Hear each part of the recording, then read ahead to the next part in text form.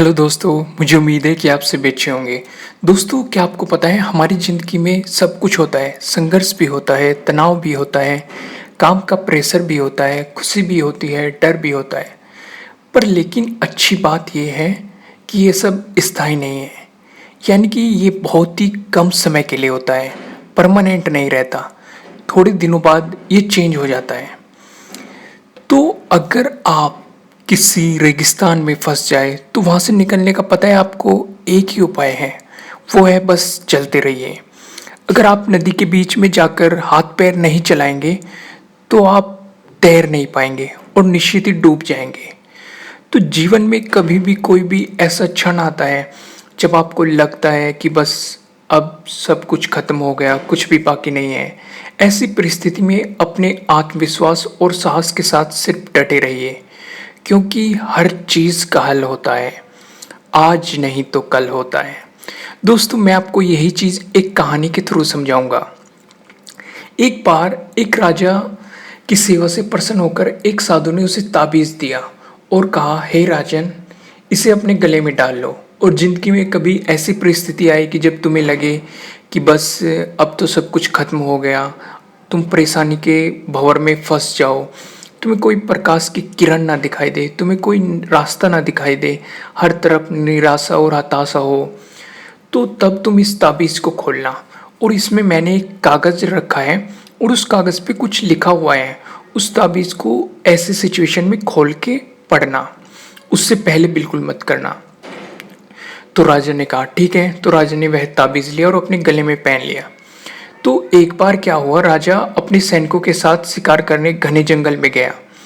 एक शेर का पीछा करते करते राजा अपने सैनिकों से अलग हो गया और दुश्मन राजा की सीमा में पहुंच गया। तो घना जंगल था, मतलब रात हो रही थी। तो तभी दुश्मन सैनिकों ने राजा को देख लिया। तो सैनिक उन राजा के पीछे चलने लगे। तो उस राजा ने अपने घोड़े को तेज चलाया। तो राजा आगे आगे जा रहा था, दुश्मन सैनिक राजा के पीछे पीछे आ रहे थे। बहुत दूर तक भागने के बाद भी दुश्मन सैनिकों ने राजा का पीछा नहीं छोड़ा। तो राजा को काफ़ी भूख लगी हुई थी, प्यास लगी हुई थी। तो तभी राजा ने एक घने पेड़ों के बीच एक गुफा देखी। उसने तुरंत खुद को और घोड़े को उस गुफा में छुपा दिया और सांस रोक के बैठ गया। तो तभी दुश्मन के घोड़ों की पैरों की आवाज़ धीरे धीरे पास आने लगी और तेज होने लगी। सो दुश्मनों से घिरे हुए अकेला राजा अपने मन में अंदर ही अंदर सोच रहा था कि कुछ देर बाद दुश्मन सैनिक उसे पकड़ लेंगे और उसे मार देंगे, और वो जिंदगी से निराश हो गया था। तो तब उसका हाथ अचानक उसके गले में पड़े ताबीज़ पर लगा। तो उसे तुरंत उस साधु की बात याद आ गई।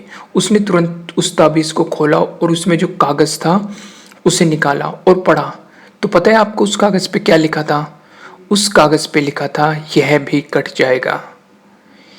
फिर से मैं बताऊंगा, उस कागज़ पे लिखा था, यह समय भी कट जाएगा, यह समय भी कट जाएगा। इस बात को ध्यान से देखिए, बार बार रिपीट कीजिए, यह समय भी कट जाएगा।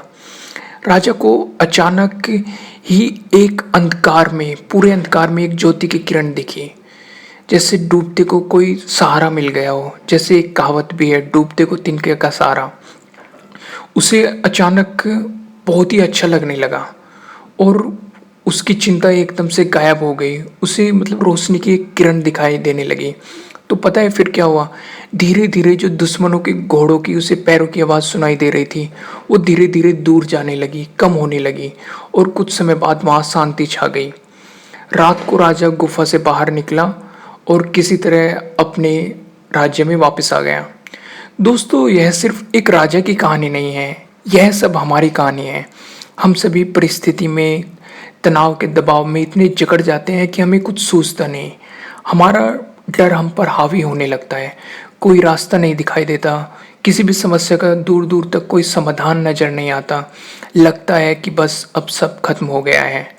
पर ऐसा हो तो 2 मिनट के लिए शांत बैठ जाइए, थोड़ी गहरी गहरी सांसें लीजिए और अपने भगवान को याद कीजिए और स्वयं से बिल्कुल जोर से कहिए अपने आप से कि यह समय भी कट जाएगा। आप देखिए, एकदम से मैजिक होगा, एक जादू होगा और आप उस परिस्थिति से बाहर निकल आएंगे। तो दोस्तों, मुझे उम्मीद है कि आपको ये स्टोरी अच्छी लगी होगी और अगर अच्छी लगी है तो इसे लाइक ज़रूर कीजिएगा और अगर आप हमारे चैनल पर नए हैं तो सब्सक्राइब करना बिल्कुल भी मत भूलिएगा और अगर आप चाहते हैं कि ये वीडियो किसी और के काम भी आए तो आप इसे शेयर भी कर सकते हैं। Thank you.